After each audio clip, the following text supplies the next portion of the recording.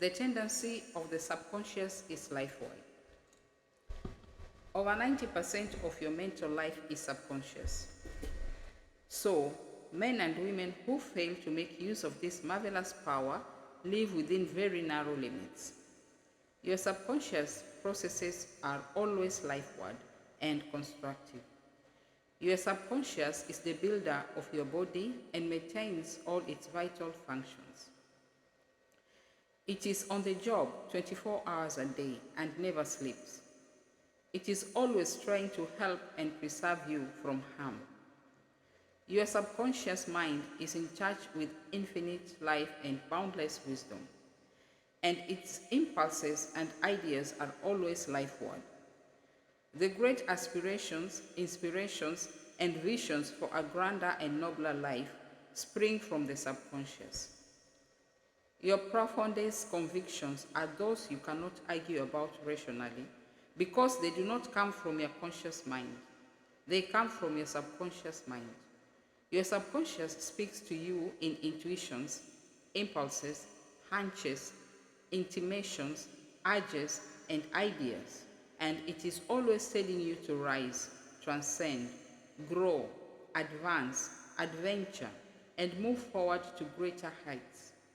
The urge to love, to save the lives of others comes from the depths of your subconscious. For example, during the great San Francisco earthquake and fire of April 18, 1906, invalids and cripples who had been confined to bed for long periods of time rose up and performed some of the most amazing feats of bravery and endurance.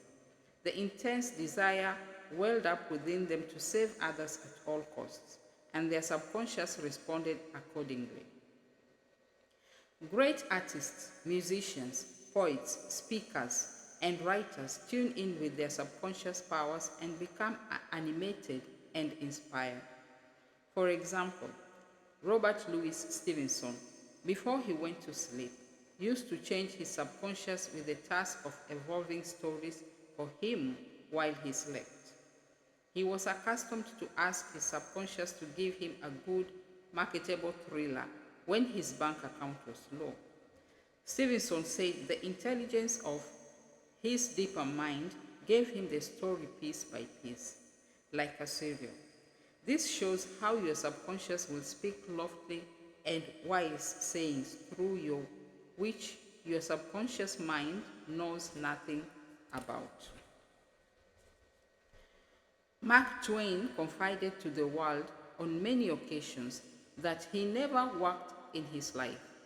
All his humor and all his great writings were due to the fact that he tapped the inexhaustible reservoir of his subconscious mind.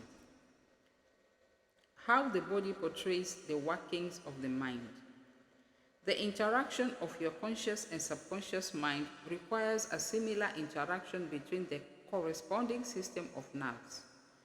The cerebrospinal system is the organ of the conscious mind, and the sympathetic system is the organ of the subconscious mind. The cerebrospinal system is the channel through which you receive conscious perception by means of your 5 physical senses and exercise control over the movement of your body. This system has its nerve in the brain, and it is the channel of your volitional and conscious mental action. The sympathetic system, sometimes referred to as the involuntary nervous system, has its center in a ganglionic mass at the back of the stomach known as the solar plexus, and is sometimes spoken of as the abdominal brain. It is the channel of that mental action which unconsciously supports the vital functions of the body. The two systems may work separately and synchronously. Judge Thomas Troward says, the vagus nerve passes out of the cerebral region as a portion of the voluntary system, and through it we control the vocal organs. Then it passes onward to the thorax, sending out branches to the heart and lungs. Finally, onward to the thorax, sending out branches to the heart and the lungs. Finally, passing through the diaphragm, it loses the outer coating which distinguishes the nerves of the voluntary system and becomes identified with those of the sympathetic system, so forming a connecting link between the two, making the man physically a single entity. Similarly, different areas of the brain indicate their connection with the objective and subjective activities of the mind, respectively. And speaking in a general way, we may assign the frontal portion of the brain to the former and the posterior portion of the to the latter, while the intermediate portion partakes of the character of both. A rather simple way of looking at the mental and physical interaction is to realize that your conscious mind grasps an idea, which induces a corresponding vibration in your voluntary system of nerves. This in turn causes a similar current to be generated in your involuntary system of nerves, thus handing the idea over to your subconscious mind, which is the creative medium. This is how your thoughts become things. Every thought entertained by your conscious mind and accepted as true is sent by your brain to your solar plexus, the brain of your subconscious mind, to be made into your flesh and to be brought forth into your world as reality. There is an intelligence which takes care of the body. When you study the cellular system and the structure of the organs, such as eyes, ears, heart, liver, bladder, etc., you learn they consist of groups of cells, which form a group intelligence whereby they function together and are able to take orders and carry them out in deductive function at the suggestion of their mastermind, that is the conscious mind. A careful study of the single-celled organism shows you what goes on in your complex body. Though the monocellular organism has no organs, it still gives evidence of mind action and reaction, performing the basic functions of movement, alimentation, assimilation, and elimination. Many say there is an intelligence which will take care of your body if you let it alone. That is true, but the difficulty is that the conscious mind always interferes with its five sense evidence based on outer appearances, leading to the sway of false beliefs, fears, and mere opinions. When fear, false beliefs, and negative patterns are made to register in your subconscious mind through psychological, emotional conditioning, there is no other course open to the subconscious mind except to act on the blueprint specifications offered it. The subconscious mind works continually for the common good. The subjective self within you works continually for the general good, reflecting an innate principle of harmony behind all things. Your subconscious mind has its own will, and it is a very real something in itself. It acts night and day, whether you act upon it or not. It is the builder of your body, but you cannot see, hear, or feel it building. As all, this is a silent process. Your subconscious has a life of its own, which is always moving toward harmony, health, and peace. This is the divine norm within it, seeking expression through you at all times. How man interferes with the innate principle of harmony. To think correctly, scientifically, we must know the truth. To know the truth is to be in harmony with the infinite intelligence and power of your subconscious mind, which is always moving lifeward. Every thought or action which is not harmonious, whether through ignorance or design, will result in disorder and limitation of all kinds.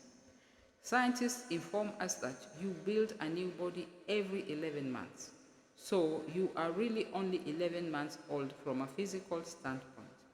If you build defects back into your body by thoughts of fear, anger, jealousy, and ill will, you have no one to blame but yourself. You are the sum total of your own thoughts. You can keep from entertaining negative thought and imagery. The way to get rid of darkness is with light. The way to overcome cold is with heat. The way to overcome the negative thoughts is to substitute the good thoughts. Affirm the good, and the bad will vanish. While it is normal to be healthy, vital, and strong, it is abnormal to be sick. The average child born into the world is perfectly healthy with all its organs functioning properly. This is the normal state, and we should remain healthy, vital, and strong. The instinct of self-preservation is the strongest instinct of your nature, and it constitutes a most potent, ever-present, and constantly operative truth inherent in your nature. It is therefore obvious that all your thoughts, ideas, and beliefs must operate with greater potentiality when they are in harmony with the innate life principle in you, which is forever seeking to preserve and protect you along all lines. It follows from this that normal conditions can be restored with greater ease and certainty than abnormal conditions can be induced. It is abnormal to be sick. It simply means you are going against the stream of life and thinking negatively. The law of life is the law of growth. All nature testifies to the operations of this law by silently, constantly expressing itself in the law of growth. Where there is growth and expression, there must be life. Where there is life, there must be harmony. And where there is harmony, there is perfect health. If your thought is in harmony with the creative principle of your subconscious mind, you are in tune with the innate principle of harmony. If you entertain thoughts which are not in accordance with the principle of harmony, these thoughts cling to you, harass you, worry you, and finally bring about disease, and if persisted in, possibly death. In the healing of disease, you must increase the inflow and distribution of the vital forces of your subconscious mind throughout your system. This can be done by eliminating thoughts of fear, worry, anxiety, jealousy, hatred, and every other destructive thought, which tends to tear down and destroy your nerves and glands, body tissue, which controls the elimination of all waste material. Pott's disease cured. In the Nutellas magazine of March 1917, there appears an article about a boy suffering from Pott's disease, or tuberculosis of the spine, who had a remarkable healing. His name was Frederick Elias Andrews of Indianapolis, now minister of Unity School of Christianity, Kansas City, Missouri. His physician pronounced him incurable. He began to pray, and from a crooked, twisted cripple going about on hands and knees, he became a strong, straight, well-formed man. He created his own affirmation, mentally absorbing the qualities he needed. He affirmed over and over again many times a day, I am whole, perfect, strong, powerful, loving, harmonious, and happy. He persevered and said that this prayer was the last utterance on his lips at night and the first in the morning. He prayed for others also by sending out thoughts of love and help. This attitude of mind and way of prayer returned to him multiplied many times. His faith and perseverance paid off with big dividends. When thoughts of fear, anger, jealousy, or envy drew his attention, he would immediately start his counteracting force of affirmation going in his mind. His subconscious mind responded according to the nature of his habitual thinking. This is the meaning of the statement in the Bible, go thy way, thy faith has made thee whole. Mark 10:52. How faith in your subconscious powers makes you whole. A young man who came to my lectures on the healing power of the subconscious mind had severe eye trouble, which his doctor said necessitated an operation. He said to himself, "My subconscious made my eyes and it can heal me." Each night, as he went to sleep, he entered into a drowsy meditative state, the condition akin to sleep. His attention was immobilized and focused on the eye doctor. He imagined the doctor was in front of him, and he plainly heard or imagined he heard the doctor saying to him, "A miracle has happened." He heard this over and over again every night for perhaps 5 minutes or so before going to sleep. At the end of 3 weeks, he again went to the ophthalmologist who had previously examined his eyes. And the physician said to this man, "This is a miracle. What happened?" This man impressed his subconscious mind using the doctor as an instrument or a means of convincing it or conveying the idea through repetition, faith, and expectancy. He impregnated his subconscious mind. His subconscious mind made his eye. Within it was the perfect pattern, and immediately he proceeded to heal the eye. This is another example of how faith in the healing power of your subconscious can make you whole. Pointers to review. 1. Your subconscious is the builder of your body and is on the job 24 hours a day. You interfere with its life-giving patterns by negative thinking. 2. Charge your subconscious with the task of evolving an answer to any problem prior to sleep, and it will answer you. 3. Watch your thoughts. Every thought accepted as true is sent by your brain to your solar plexus, your abdominal brain, and is brought into your world as a reality. 4. Know that you can remake yourself by giving a new blueprint to your subconscious mind. 5. The tendency of your subconscious is always lifeward. Your job is with your conscious mind. Feed your subconscious mind with premises which are true. Your subconscious is always reproducing according to your habitual mental patterns. You build a new body every 11 months. Change your body by changing your thoughts and keeping them changed. 7. It is normal to be healthy. It is abnormal to be healed. There is within the innate principle of harmony. 8. Thoughts of jealousy, fear, worry, and anxiety tear down and destroy your nerves and glands, bringing about mental and physical diseases of all kinds. 9. What you affirm consciously and feel as true will be made manifest in your mind, body, and affairs. Affirm the good and enter into the joy of living.